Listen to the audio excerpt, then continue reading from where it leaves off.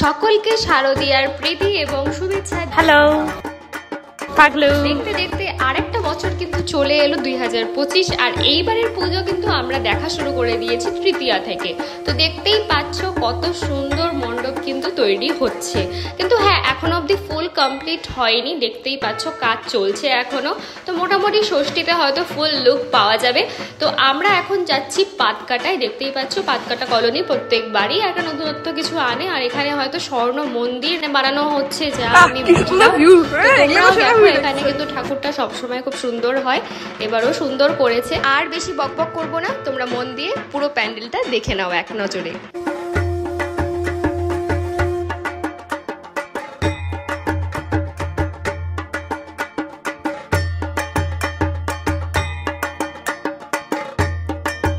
তৃতীয়া থেকেই কিন্তু আস্তে আস্তে অল্প অল্প ভিড় দেখা যাচ্ছে। এরপর টোটো করে চলে এলাম মোহিতনগরে। এটা মোটামুটি তৈরি দেখা যাচ্ছে। চলে এসেছি মোহিতনগর ক্লাব এবং পাঠাগাড়ি। তো এটা কিন্তু খুব ভালো লাগছে দেখতে, তোমাদেরকেও দেখাই কেমন। লাইটটা দিয়ে কেন বন্ধ করলি রে? লাইটটা দাও। দেখো পুরো কালারিং কালারিং, এইভাবে ভালো মতোই দেখা। তো দেখতেই পাচ্ছিলে আমরা এসেছিলাম আর এত বাউলামি করছিলাম যে আমাদের দেখেই লোকগুলো সব লাইট জ্বালিয়ে দিয়েছিল। তো ভীষণ মজা হচ্ছিল। মণ্ডপটা যেমন বাইরে থেকে সুন্দর, ভিতর থেকেও তো অনেক সুন্দর। চলো তোমাদের দেখাই। আমার প্রো ব্লগার লেগে পড়েছে পুজো স্পেশাল ব্লগিং করতে, দেখতেই পাচ্ছ একেও আমি পুরো প্রো বানিয়ে দিয়েছি। কিন্তু এবারে আর টাইম ওয়েস্ট না করে আমরা একদম ঢুকে যাচ্ছি সরাসরি মণ্ডপের ভেতর। তো ভীষণ ডিটেইলিং ছিল, অনেকটা বড় স্পেস নিয়ে। So beautiful, so elegant. Wow. অনেক জায়গা ছিল ছবি তোলার, পুরো কালারিং এন্ড এখানে কিন্তু ছবি এন্ড ভিডিও সবই খুব দারুণ আসছিল। তোমাদেরকে দেখিয়ে দিচ্ছি। ফার্নিচার আছে এখানে আমাদের বসার জন্য। ওয়াও, ঠাকুরটা খুব সুন্দর, মিষ্টি ঠাকুর, দেখতেই পাচ্ছ মিষ্টি হয়েছে।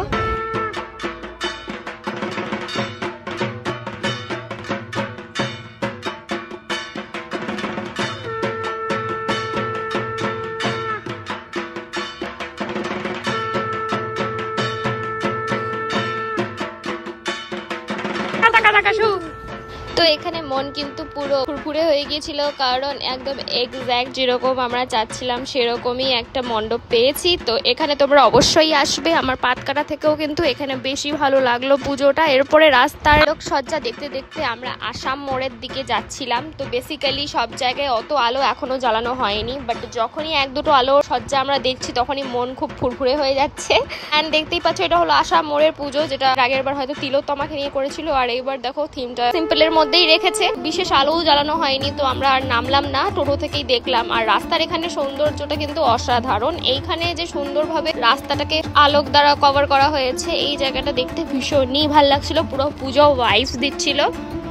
এরপরে আমরা পুজো মানেই জানি একটু খাওয়া দাওয়া, একটু পেট পুজো, এবং তার জন্যই আমরা চলে গেছিলাম দ্য ওবেট ক্যাফেতে, যেটা রয়েছে হলি চাইল্ডের কাছে। তো এখানে দেখো পুজোর জন্য কত সুন্দর সেজে উঠেছে রেস্টুরেন্টটা। সিম্পলের মধ্যে এত সুন্দর সাজানো রেস্টুরেন্ট আমি আগে দেখি। ক্যাফেটায় কিন্তু ছবি তোলার অনেক স্পেস ছিল, তো আমি এখানে বসে অনেক ছবি তুলে নিয়েছি এবং ওয়েল ডেকোরেটেড, দেখতেই পাচ্ছ একটা স্ট্যান্ডার্ড ডেকোরেশন মেনটেন করা হয়েছে, যেটা দেখে ভীষণ ভালো লাগছিল। তো আমরা এখানে বসে অর্ডার করে ফেললাম আজকের মেনু, মানে আমাদের তৃতীয় স্পেশাল মেনু যেগুলো আমরা খাবো আজকে, সেগুলো অর্ডার করে ফার্স্টে আমরা চা দিয়ে শুরু করলাম, কারণ আমি ভীষণভাবে চা খোর, তোমরা জানোই। তো চায়ের পরে আমরা অর্ডার করেছিলাম ফিশ নাগেটস, যেটা ছিল ভীষণ ফ্রেশ, মানে এত ভালো। এখানে যেমন রেস্টুরেন্টটা দেখতেও বেশ সফিস্টিকেটেড অ্যাস্থেটিক, তেমনই এখানে কিন্তু খাবার দাবারও খুব ভালো ছিল। এবং তারপরে নেওয়া হয়ে গেছিল আইসক্রিম কফি, কোল্ড কফি, মানে এটা ছিল পাগলুর জন্য, কারণ পাগলু তো চা খায় না। এরপরে ছিল ক্রিস্পি বেবি কর্ন, যেগুলো সত্যি খুব ভালো ছিল খেতে, বেশ ক্রিস্পি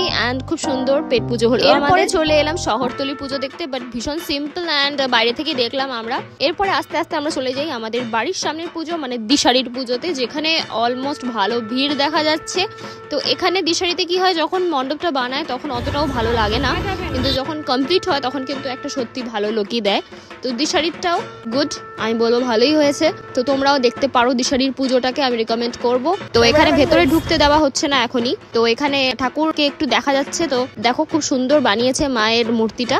তো আমিও এখানে একটু ছবি টবি তুলে নিলাম। এরপরে সোজা আমরা চলে এলাম তরুণ দলে চলে এলাম। দেখতেই পাচ্ছ কত সুন্দর মণ্ডপটা বানিয়েছে, এটাও কিন্তু আমার বেশ ভালো লেগেছে। তোমরা এখানে অবশ্যই আসতে পারো। জাগ্রত সংঘ আমি যাওয়ার পথে দেখেছি, বাট সেরকম আমার ভালো লাগেনি। তো হয়তো পুরোটা কমপ্লিট হলে কিছু লুক আসতে পারে, তো সেটা আমি পরে কভার করব। তো আপাতত দেখে নাও এই মণ্ডপটা কিন্তু বেশ সুন্দর হয়েছে।